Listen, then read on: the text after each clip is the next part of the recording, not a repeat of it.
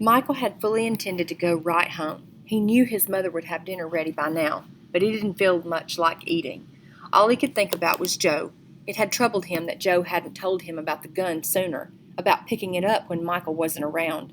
He wondered what else Joe might be hiding. There was no telling what was going on in his mind anymore, no way to predict his behavior. He was a walking time bomb. Michael had begun to entertain the possibility that he wasn't a murderer after all. Maybe it had been Joe all along. Maybe Joe had shot the Winchester while Michael and Amy were in the garage. He thought back to that morning in July when they had first learned of Charlie Ward's death. He remembered how Joe had insisted that Michael hide the evidence and how persistent he had been about not going to the police. Then he started talking about doing things he wasn't proud of. Michael wondered now what Joe had meant by that. Was it possible that he'd been talking about firing the gun that killed Charlie Ward and letting Michael believe that it was his fault? Yet, even as he tried to shift the blame to Joe, he knew in his heart that his friend hadn't done it. Even if Joe had fired the gun while Michael was in the garage with Amy, the bullet wouldn't have been the one that killed Charlie Ward. Michael and Amy had been together later in the afternoon, at least an hour after the accident had taken place.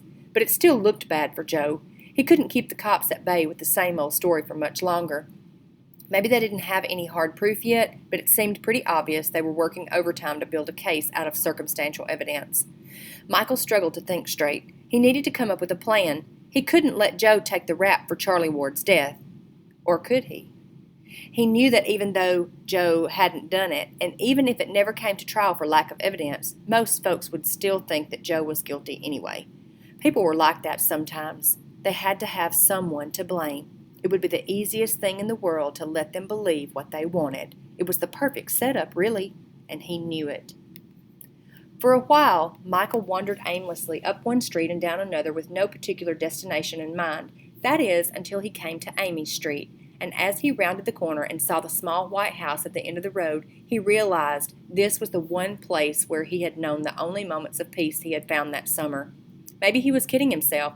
Maybe it was hopeless, but he had to keep trying. The white Tercel sat in the driveway. Its new windshield caught the last rays of the setting sun. Michael stood looking at the car, remembering the day of the accident, and because he no longer expected anything, because he had lost all hope, he was not prepared for the touch of a hand on his shoulder, or, as he spun around, to find Amy standing behind him. He was so stunned he could barely breathe. Amy did not smile, and Michael thought he recognized something of his own pain and loneliness reflected in her face. He tipped his chin in the direction of the car. "They got that fixed pretty fast." It was all he could think of to say. Amy looked over at the Tercel. "Pappy's got friends in the business." Michael shoved his hands in his pockets and leaned against the car. "Why did Joe do it? Smash your windshield, I mean." "I don't know. Because he'd been drinking, I guess." Amy combed her fingers through her hair and stared down at her feet. Then she looked back at the house as if she were expecting someone to come through the door. "You know," Amy paused and squeezed her eyes closed. She seemed unsure whether or not to continue. Then she looked him straight in the eye and said, "Joe told me once why he'd brought me to your party. He said you wanted to get it on with me. He said I was his birthday present to you." Her eyes began to tear. Why would he say something like that? Michael's heart began to race. "I don't know. Maybe it was because he was drunk when he told me, or maybe it was because it's true." He could hardly believe what he was hearing. "I told you before, I didn't even know he was bringing you to my party." Amy watched him for a few seconds without saying anything. "But we ended up in your garage anyway." Amy. So it was just about sex, right? He understood now that this was what Amy had been trying to find out that evening in the 7-Eleven parking lot just a few days earlier. "Look, Amy, I don't know what you want me to say. I mean, you looked so good in that bathing suit. Maybe it was about sex at first. I didn't know you then, but it isn't like that now. You know, I really care about you." He spread his hands. "I'm sorry you had to go through this, with Darcy and all. It stinks, and I feel rotten about it. I don't know what else to say." Amy folded her arms and looked over at the windshield. Michael was still trying to understand why Joe would even tell Amy such a thing in the first place. Was he trying to get back at Michael because he felt Michael was letting him take all the blame for the accident? Did Joe really hate him that much? Michael felt so betrayed that he didn't care if Joe was accused of the murder. Let him take the blame. Nobody would take Joe's word over his. He didn't owe him anything anymore. Yet when he attempted to transfer the burden of his guilt to Joe, he felt no relief. How could he wish this pain, the same pain he had lived with for almost 2 months, on a friend, even if that friend had grown to hate him? He would not wish that on anyone. "The police were here this afternoon," Amy's soft voice floated up to him. Michael knotted his hands into fists and stared up at the sky. He did not dare look at Amy because he knew that her face would have the same open, trusting expression she always wore. "They're questioning everyone who was at my party." "That's what they said." Michael jerked his thumb at the car. "I'm sorry," he said. "I didn't mean for any of this to happen." Amy nodded. "I know," she whispered. She looked so beautiful standing there, with the light from the sunset spilling across her face.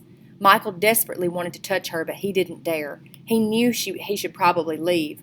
He'd done what he'd came for.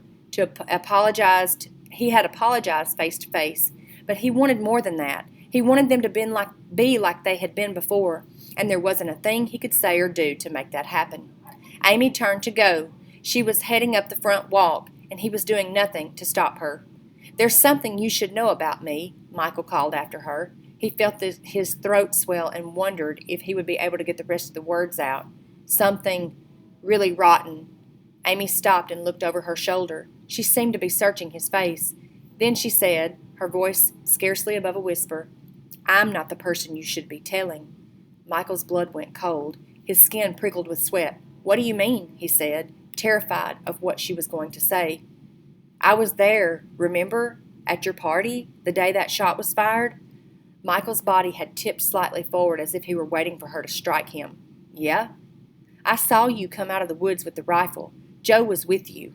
Tears had begun to form at the corners of her eyes, but I didn't really make the connection until I heard that the police were talking to the people who had been at your party. Or maybe I did, but I didn't want to think about it. "You saw me?" Michael was so shocked he couldn't think straight. Amy had seen him with the rifle, and like everyone else in town, she had known that Charlie Ward had been shot by a stray bullet on the 4th of July, yet never once during all those weeks had she questioned him or judged him. He wondered if she had told the police what she had seen. If she had, they would have come to his house instead of Joe's. They would have taken him into custody as a major suspect, but that hadn't happened, at least not yet.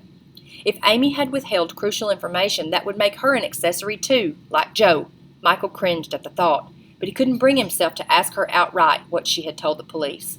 Michael leaned back against the Tercel for support and covered his eyes with his hand. He could face Joe's anger and resentment, and he would face the police when the time came. But Amy, who trusted and believed in him, that was something else. He wanted to die.